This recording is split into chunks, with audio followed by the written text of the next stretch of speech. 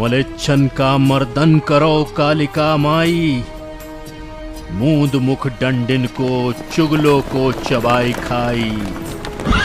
खूंद डार दुष्टन को शत्रु संघारिका, कालिका भवानी माय अरज हमरी सुन ले। डार मुंड माल गरे खड़ग कर धर ले, खूंद डार दुष्टन को शत्रु संघारिका। काल से आंख मिलाते हुए वीर गति का वर्ण करने वाले, मृत्यु की दहलीज लांघते हुए रंच मात्र भी विचलित नहीं होने वाले, अपने अंतिम क्षणों में भी मां काली से दमनकारी ब्रिटिश आक्रांताओं और राष्ट्रद्रोहियों का नाश और मातृभूमि की स्वतंत्रता की प्रार्थना करने वाले ये शूरवीर पिता पुत्र हैं शंकर शाह और रघुनाथ शाह। ये महान बलिदानी गोंड राजवंश की परम प्रतापी साम्राज्ञी रानी दुर्गावती के वंशज थे और उसी गढ़ा राज्य के उत्तराधिकारी थे जो 16वीं से 18वीं सदी तक देश के मध्य भाग में फैला हुआ था। गढ़ा मंडला के अंग्रेजों के अधीन आने के बाद राजा शंकर शाह के पास मात्र पुरवा और कुछ गांवों की जागीरदारी बची थी, मगर गढ़ा मंडला और जबलपुर की जनता में उन्हें वही मान सम्मान प्राप्त था जो उनके पूर्वजों को था। देश के हर राज्य और रियासत पर अवैध रूप से अधिकार करने के लिए अंग्रेज अत्याचारों की पराकाष्ठा पार कर रहे थे। राजा शंकर शाह और कुंवर रघुनाथ शाह इन सभी घटनाओं से बेहद आहत थे। मातृभूमि के वैभव को मलिन करने वाले इन विदेशी आक्रांताओं की परतंत्रता शंकर शाह और रघुनाथ शाह को किसी भी प्रकार स्वीकार नहीं थी। शंकर शाह और रघुनाथ शाह अच्छे कवि भी थे और अपने भीतर धलकती क्रांति की ज्वाला को लोगों तक पहुंचाने के लिए दोनों ने कविता का सहारा लिया और क्रांति की ये आग जबलपुर में तैनात 52वीं अंग्रेज रेजिमेंट तक जा पहुंची और रेजिमेंट के कई भारतीय सैनिक अंग्रेजों के विरुद्ध विद्रोह से सुलगने लगे।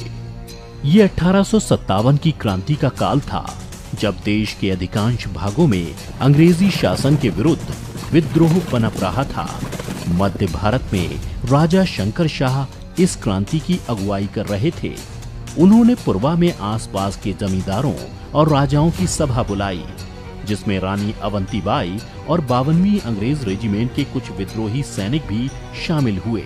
इस क्रांति को आगे बढ़ाते हुए 70 वर्षीय राजा शंकर शाह ने अपने 40 वर्षीय पुत्र और इन सभी आंदोलनकारियों की सहायता से छावनी पर आक्रमण करने की योजना बनाई, जिसके तहत सशस्त्र संघर्ष कर अंग्रेजों का शासन समाप्त करना था।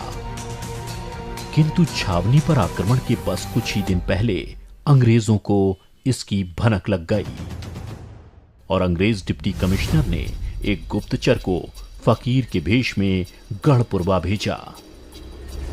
छावनी पर आक्रमण की पूरी योजना का पता चलते ही अंग्रेज सिहर उठे और 14 सितंबर 1857 की रात्रि को उन्होंने भारी दलबल के साथ शंकर शाह की हवेली पर धावा बोल दिया और राजा शंकर शाह और कुंवर रघुनाथ शाह को गिरफ्तार कर घर की तलाशी ली, जिसमें राजा की लिखी कविता हाथ लगी।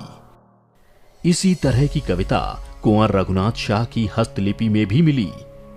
कहते हैं इन कविताओं का अर्थ जानकर अंग्रेज अंदर तक हिल गए। इन्हीं कविताओं को आधार बनाकर दोनों क्रांतिकारियों पर देशद्रोह का मुकदमा चला, तोप से उड़ाकर मृत्यु दंड की सजा सुनाई। 18 सितंबर 1857 को जबलपुर एजेंसी हाउस के सामने मृत्युदंड परेड हुई। इन महान बलिदानियों के अंतिम दर्शनों के लिए आक्रोश से भरा विशाल जनसमूह उमड़ने लगा। मां काली की प्रार्थना करते राजा शंकर शाह और कुंवर रघुनाथ शाह के चेहरों पर भय नहीं था, बल्कि शांति और दृढ़ता थी। तोप के मुंह पर बंधे शूरवीर राजा और राजकुमार के चेहरों के बलिदानी तेज और गर्व से तने सीनों के आगे आतताई अंग्रेजों के मन कांप रहे थे। घबराए अंग्रेजों ने तोप चलाने का इशारा किया।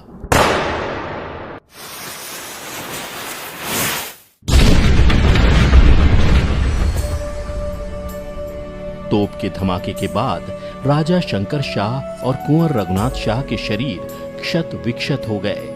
राजा शंकर शाह की पत्नी रानी फूल कुंवरबाई ने दोनों के क्षत विक्षत अंगों को एकत्र कर अंतिम संस्कार करवाया और अंग्रेजी शासन से प्रतिशोध लेने का प्रण किया। इन महान आत्माओं के बलिदान से उपजी विद्रोह की आग 52वीं रेजिमेंट से होते हुए दमोह, नरसिंहपुर, सिवनी और रामगढ़ तक फैल गई। जगह जगह अंग्रेजों के खिलाफ सशस्त्र क्रांति फैलने लगी। मध्य प्रदेश के जबलपुर में जहां क्रांतिकारी वीर राजा शंकर शाह और उनके बेटे रघुनाथ शाह शहीद हुए थे, वहां उनकी प्रतिमाओं के इस स्मारक के आगे अपने आप सिर झुक जाता है और हृदय से स्वतः आवाज आती है, धन्य है ये भारत भूमि जहां ऐसे वीरों ने जन्म लिया। ऐसे वीरों को कोटि कोटि नमन।